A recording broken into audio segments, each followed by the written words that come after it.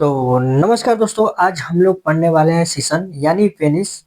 Penis क्या होता है? पेनिस एक पुरुष का यानी नर का एक लैंगिक प्रमुख अंग है, जो कि लैंगिक जन्म करने में ये प्रमुख सहायक होता है, जैसा कि हम लोग देखते हैं। इसको क्या बोलते हैं? पेनिस, यानी इसको हिंदी बोलते हैं सीसन। ये नर की बाह्य जनन इंद्रिया है, जो मैथुन और वीर्य सेचन में सहायक होता है।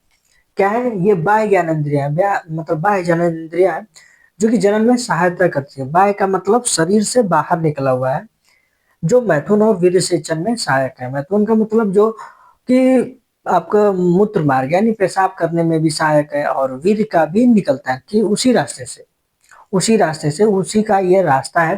क्या है? सीसन। और ये विशिष्ट प्रकार के उत्तकों से बना है, जिसमें इरेक्शन की क्षमता होती है। ये विशेष प्रकार की उत्तकों से बना है, जिसे कि यह अगर जनन मतलब लैंगिक संबंध बनाने से पहले ये बिल्कुल एकदम छोटा मासूम बच्चा होता है, एकदम जैसे एकदम सुकुड़ा रहता है। जैसे ये लैंगिक संबंध बनाने चलेगा, तो ये एकदम तैनात हो जाएगा, खड़ा हो जाएगा एकदम, और ये कठोर हो जाता है। जैसे कहीं युद्ध लड़ना हो तो रेडी हो जाते हैं, तैयार हो जाते हैं अपना हथियार लेकर। तो जैसा कि हम लोग इसको फिगर के अनुसार, डायग्राम के अनुसार हम लोग समझने की कोशिश करते हैं। जैसे कि आप देख सकते हो, ये नॉर्मल स्ट्रक्चर बनाया हूँ, ये है सीसन। अब आप देख सकते हो, ये जो पिछला पार्ट है, ये इतना पे, यही मेन पार्ट है, यही होता है, यही है सीसन। और बाकी सब ऊपर नीचे आप देख सकते हो, उसके परत है, लेयर है उसके ऊपर। जैसे कि आप देख सकते हो, ये जो है मुंड है, ये मुंड आगे का, ये जो मुख होता है ना, मान लो ये है सीसन। और ये जो है, ये आप लोग समझ रहे हो, ये है शीशन और ये है मुंड। क्या है? मुंड है। अब ये जस्ट ये बाहर वाला जो मुंड है, ये आप देख सकते हो, ये इसको क्या बोलते हैं? पिप्यूस। क्या बोलते हैं इसको? पिप्यूस बोलते हैं इसके मुंड को, पिप्यूस बोलते हैं। ये क्या होता है? पतली, लचीली तथा गतिशील त्वचा होती है।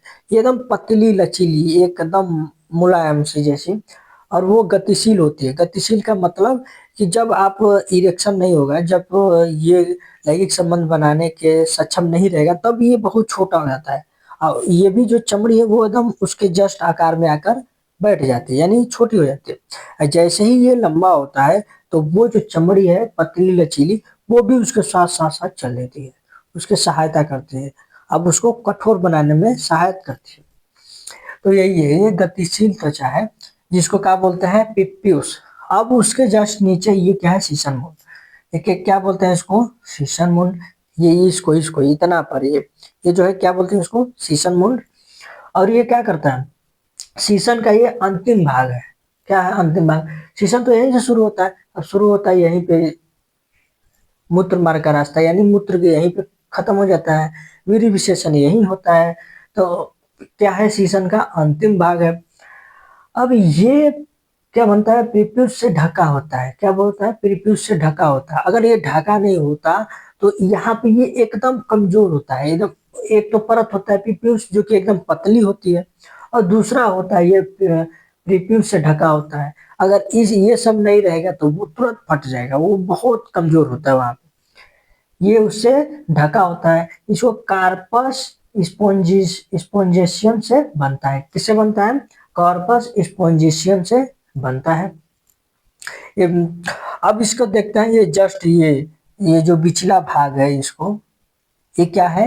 यही है मूत्रमार्ग का रास्ता, और वीर्य सेचन का भी रास्ता है। यही है जो पतली नली है। क्या बोलते हैं इसको? वीर्य सेचन का है मात्रा, यानी मूत्रमार्ग है। अब इसके जो जस्ट नीचे वाला भाग, जो ये वाला आप देख सकते हो, ये और ये वाला, इसको क्या बोलते हैं? One corpus spongiosum. क्या बोलते हैं? वन कॉर्पस स्पोंजियम, क्योंकि ये एक ही भाग होता है। और ये आप जस्ट जस्ट इसके नीचे वाला भाग देख सकते हो, ये और ये जो कवर है, जो इसको ढका हुआ है पेनिस को, उसको क्या बोलते हैं? टू कार्पोरा ए कार्बोनेसा। क्या बोलते हैं? कवर्नेसा। To corpora कवर्नेसा। तो दोस्तों, जैसा कि हम लोग अब जो पेनिस है उसका स्ट्रक्चर हम लोग पढ़ चुके हैं। स्ट्रक्चर जो पढ़ चुके हैं, अब उसका हम लोग क्या पढ़ते हैं? इरेक्शन, यानी इरेक्शन ऑफ पेनिस, यानी सीसन का इरेक्शन कैसे होता है।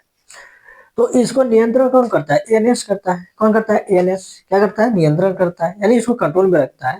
भाई किसी भी चीज को चलाने के लिए उसको नियंत्रण में रखना जरूरी है, नहीं तो फिर वो तांडव मचा देगा।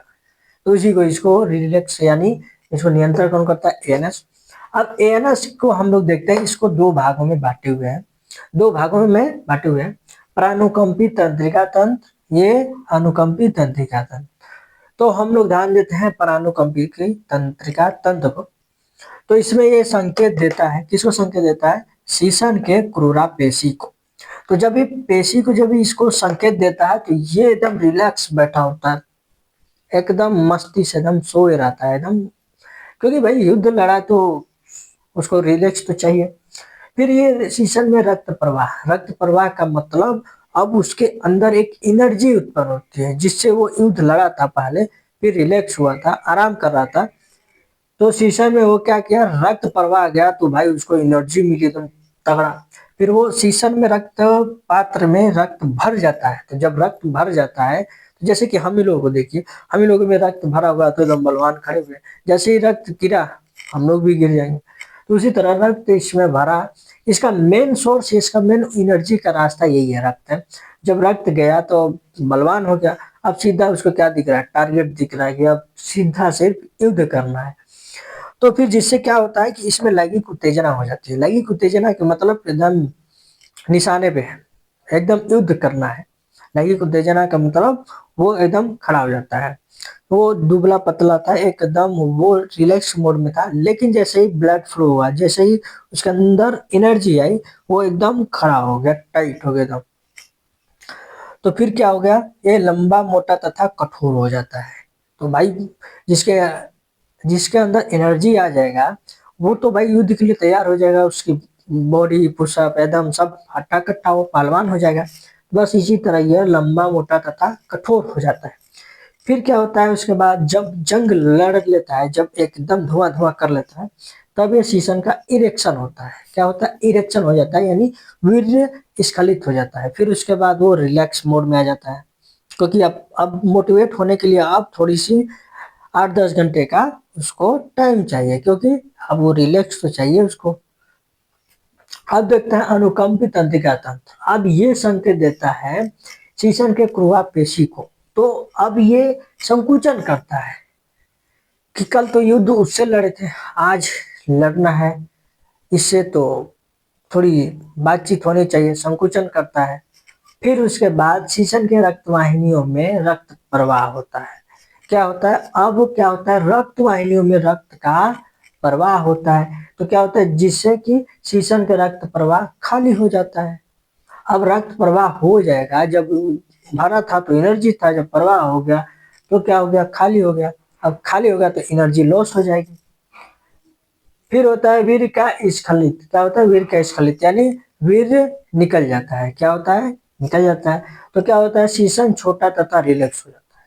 वही बताया ना, जब रक्त था तो वो मोटा पहलवान हो गया, तगड़ा एकदम।